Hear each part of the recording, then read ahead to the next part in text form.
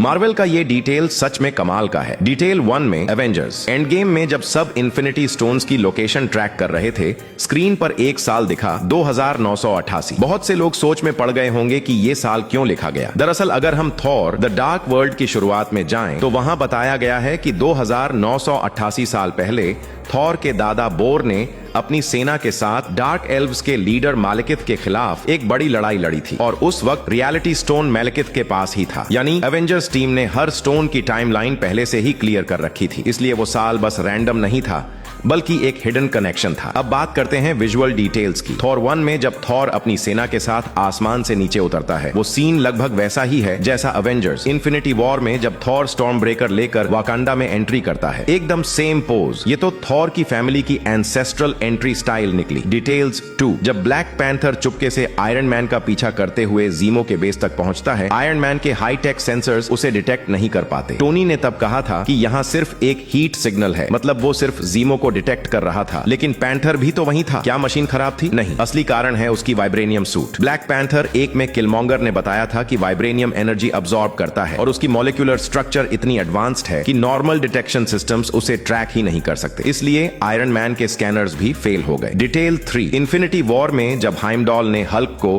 अर्थ पर टेलीपोर्ट किया तो बहुत लोगों ने सोचा ये पावर कहां से आई। असल में इसका हिंट पहले ही थॉर 1 में दिया गया था, जब थॉर ने रेनबो ब्रिज तोड़ दिया था ताकि फ्रॉस्ट जेंट्स का वर्ल्ड नष्ट न हो। ब्रिज टूटने के बाद लोकी गिर गया था और थानोस के पास पहुंच गया। लोकी को लगा कि अब थॉर कभी अर्थ नहीं आ पाएगा, लेकिन जब थॉर अर्थ पर आकर उसे पकड़ लेता है, लोकी पूछता है ब्रिज टूट गया, फिर तुम यहां कैसे आए? यानी पावरफुल बीइंग्स ब्लैक मैजिक के जरिए भी स्पेस ट्रैवल कर सकते हैं। यही रीजन है कि हाइमडॉल ने बिना रेनबो ब्रिज के भी हल्क को टेलीपोर्ट कर दिया। वो कोई अचानक का पावर बूस्ट नहीं था, बल्कि पहले से सेटअप किया गया था। डिटेल 4, अब सबसे मजेदार डिटेल। इंसान बिना पानी के 3 दिन से ज्यादा सर्वाइव नहीं कर सकता, तो फिर टोनी स्टार्क ने इन्फिनिटी वॉर के बाद टूटी हुई गार्डियंस की शिप में 23 दिन तक कैसे जिंदा रहा? इसका जवाब आयरन मैन 2 में ही मिल जाता है। टोनी ने पेपर से मजाक में कहा था, मेरी सूट में खुद का वाटर फिल्ट्रेशन सिस्टम है, मैं अपनी ही प्रोसेस्ड वाटर पी सकता हूँ। मतलब उसके सूट में यूरिन रिसाइकलिंग सिस्टम था जो उसे स्पेस में जिंदा रख सका। लेकिन सवाल ये कि स्पेस शिप में पहले से फूड और वाटर तो होना चाहिए था, तो फिर ये जरूरत क्यों पड़ी? असल में जब नेबुला और टोनी लड़ाई से पहले शिप पर थे, नेबुला ने अकेले ही सारा खाना पानी खत्म कर दिया था। तो जब टोनी उठा, जहाज लिटरली रैशन फ्री जोन बन चुका था, इसलिए उसे अपने आयरन मैन सूट के सर्वाइवल टेक पर भरोसा करना पड़ा जब तक कैप्टन मार्वल उसे बचाने नहीं आई। मार्वल के ये हिडन डिटेल दिखाते हैं कि उनके राइटर्स ने हर सीन में कितना डीप प्लानिंग किया है। बाकी आपको क्या लगता है कमेंट में जरूर बताना, और कौन सी ऐसी मूवी है जिसके पर मैं वीडियो बनाऊं ये भी कमेंट में बताना। बाकी पेज को फॉलो करना मत भूलना।